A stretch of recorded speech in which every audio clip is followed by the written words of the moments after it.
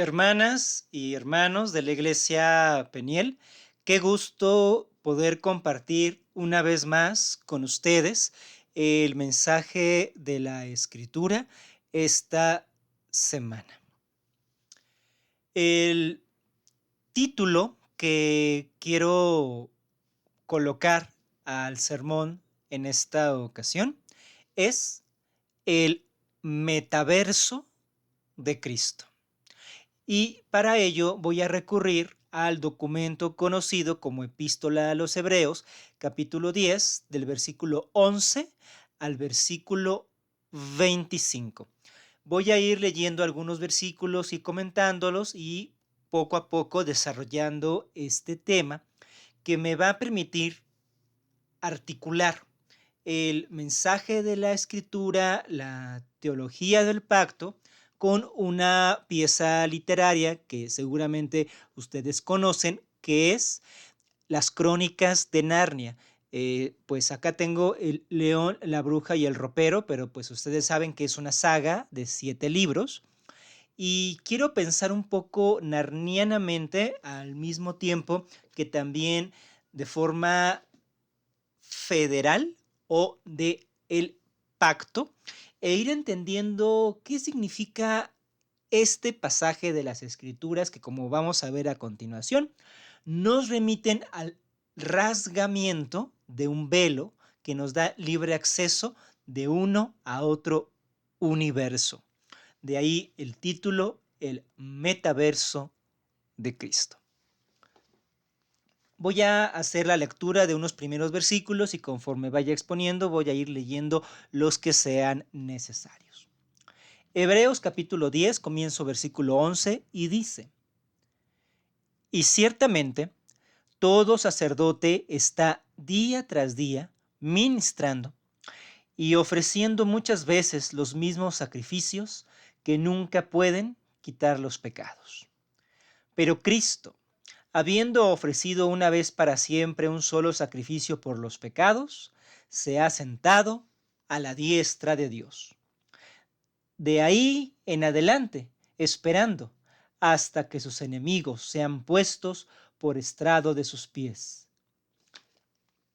Bien, este documento conocido como Epístola a los Hebreos, a veces se le llama de forma más extensa Epístola de San Pablo a los Hebreos. Sin embargo, no es como tal una epístola, no es de San Pablo ni está escrito a los hebreos.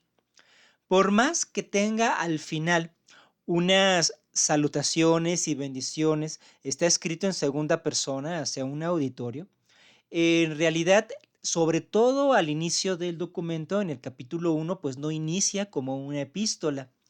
Hay quien piensa que puede estar cortado de algún prólogo, de algún inicio, o que sencillamente es una misiva, una carta, pero que no tiene la estructura formal de epístola.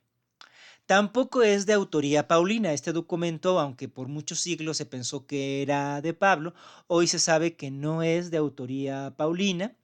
Algunos pensaban que pudo haber sido escrito por Clemente, un discípulo de Juan, aunque no tiene tampoco el sabor de la teología juanina.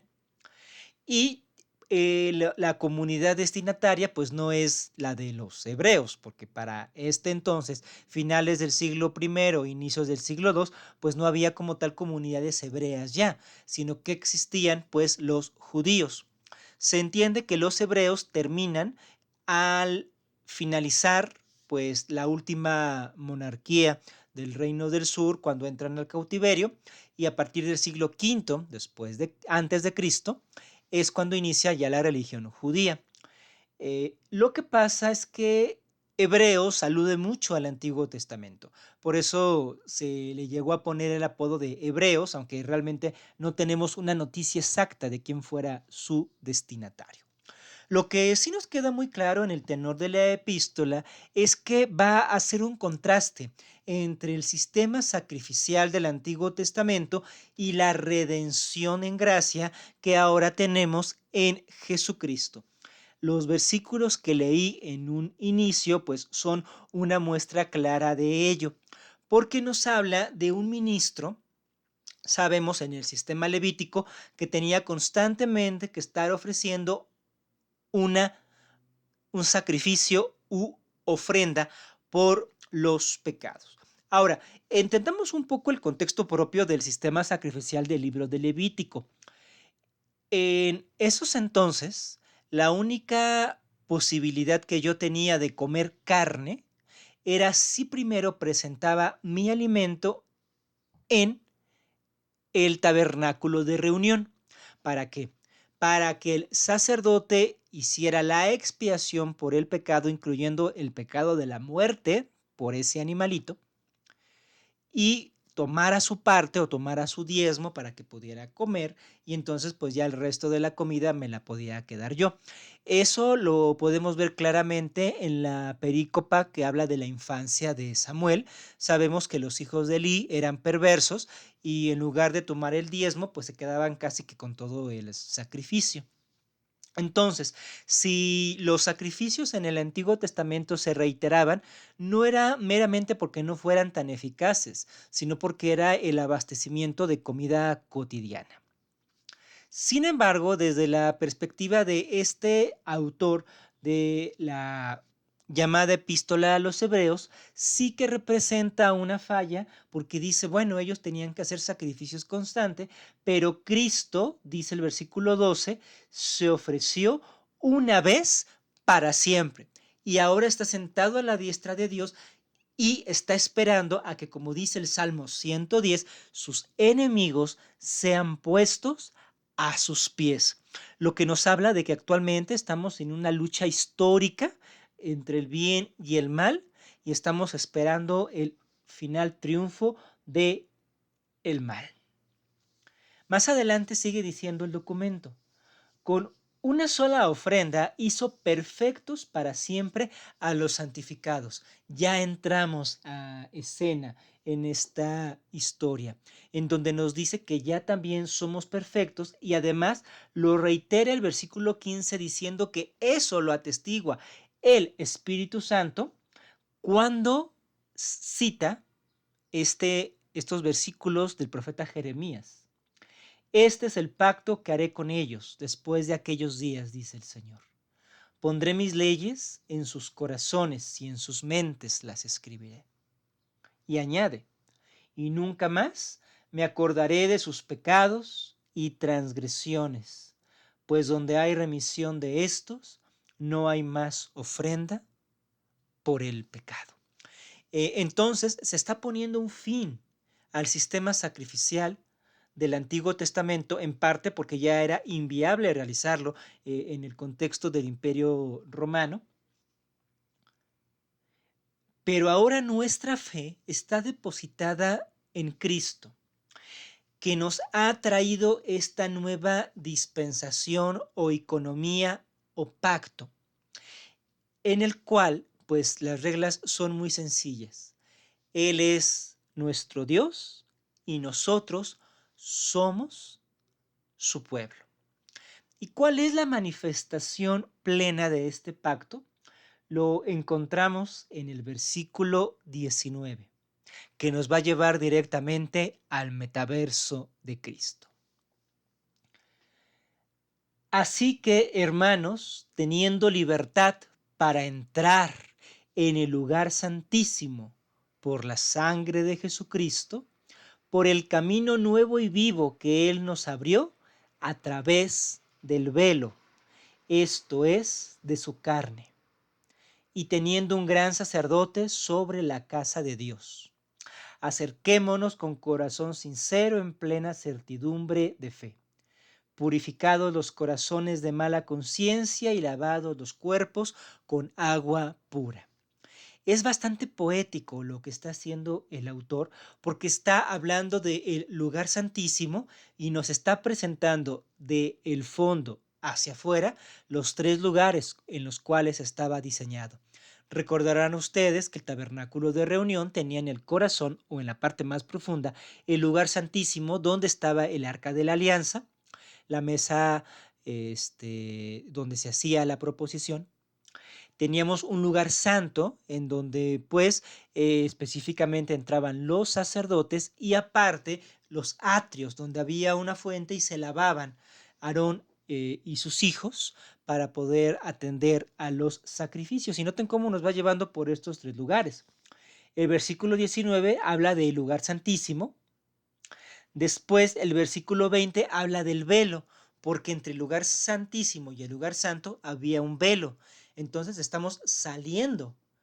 Es interesante porque no estamos entrando por la puerta. Se nos coloca al inicio en el mismo lugar santísimo y luego vamos hacia afuera, cruzamos el velo, llegamos al lugar santo donde está el sacerdote ofreciendo los sacrificios y luego se nos habla de purificar nuestros corazones con agua pura que corresponde al atrio en donde se encontraba la fuente.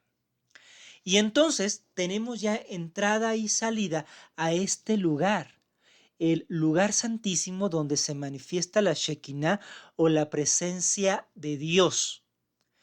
Pero cuando se nos habla aquí de ir de un lado al otro del velo, se nos está hablando literalmente de un cambio de realidad, porque el lugar santísimo no era un lugar cualquiera.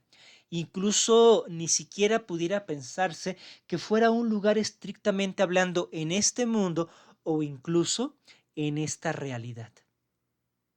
Porque el lugar santísimo era el vínculo directo que se tenía con Dios y no cualquiera podía entrar. Solo podía entrar un sumo sacerdote por vez, una vez en su vida. Era, por lo tanto, un lugar muy singular, que se compara no solamente aquí en Hebreos 10, sino pues en el tenor del Antiguo Testamento, con el mismo lugar del trono de Dios. Porque estar en el lugar santísimo era salir de la realidad mundana y entrar a esa nueva dimensión sagrada en donde podíamos tener contacto directo con Dios. Por eso no lo podía hacer todo el pueblo y solamente lo podía hacer el sumo sacerdote. Ahora lo que nos está diciendo la epístola a los hebreos es que nosotros podemos, cual si fuéramos sumos sacerdotes, entrar a ese lugar santísimo. Es decir, cambiar de realidad a una nueva dimensión, al universo salutífero de la presencia de Dios.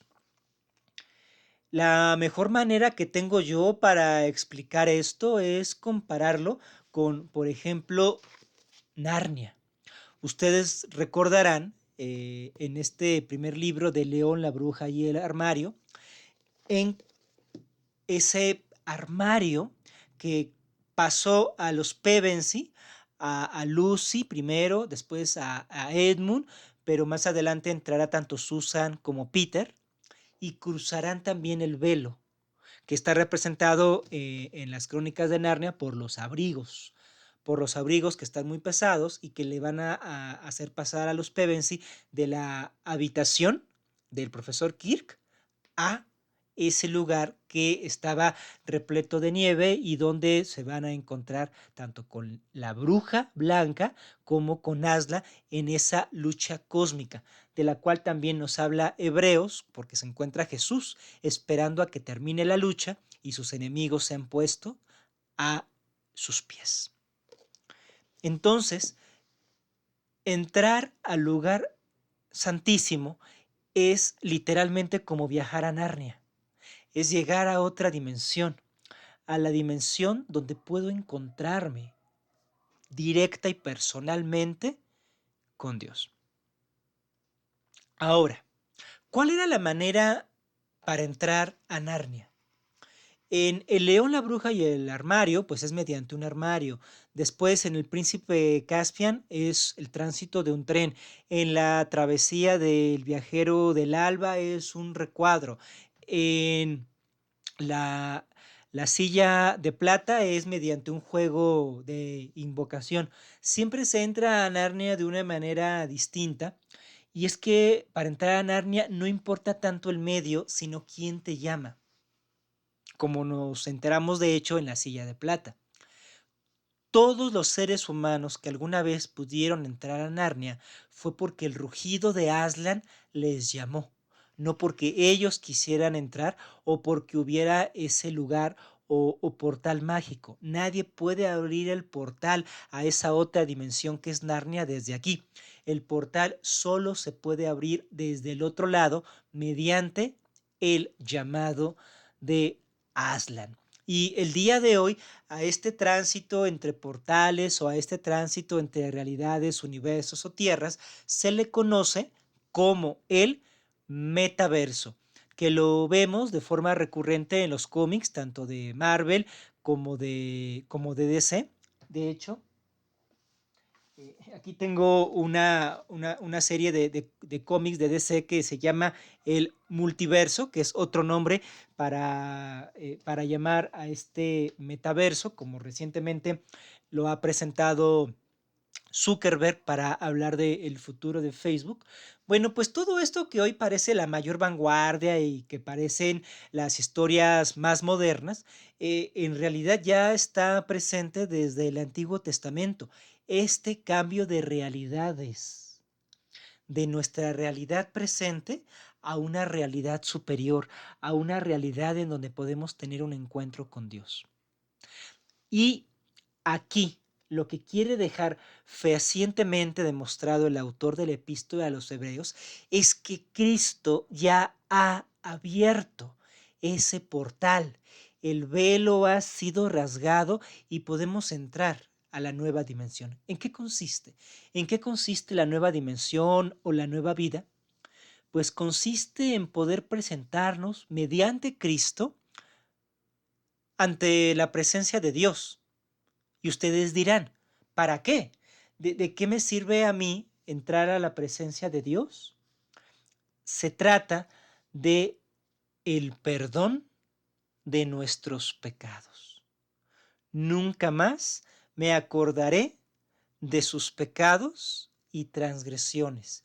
Esa es la nueva realidad, la realidad en la que nuestros pecados han sido perdonados. ¿Y qué significa eso? ¿Qué significa que mis pecados hayan sido perdonados? Significa que puedo estar en paz conmigo mismo y que puedo, como dicen los últimos versículos, estar purificado y vean lo que dice el versículo 25. No dejando de congregarnos como algunos tienen por costumbre. Esto va más allá de ir a la iglesia. La asamblea, que eso significa iglesia. Congregarnos significa que ya no estamos solos. En esta era que estamos viviendo de forma aislada, comunicándonos virtualmente, la soledad es uno de los mayores malestares que estamos experimentando. Pero mediante el acceso a ese portal, a esa nueva realidad, al lugar santísimo mediante Cristo, donde podemos estar en paz con nosotros mismos, también se nos dice que no estamos solos. Formamos parte de la congregación de los santos, lo que se conoce desde los tiempos de San Agustín como la iglesia invisible. Podemos estar en paz y no estamos solos. Esos son los grandes mensajes que tiene para nosotros la palabra de Dios en esta semana. Yo quiero que esto sea un mensaje de esperanza y un mensaje de consolación.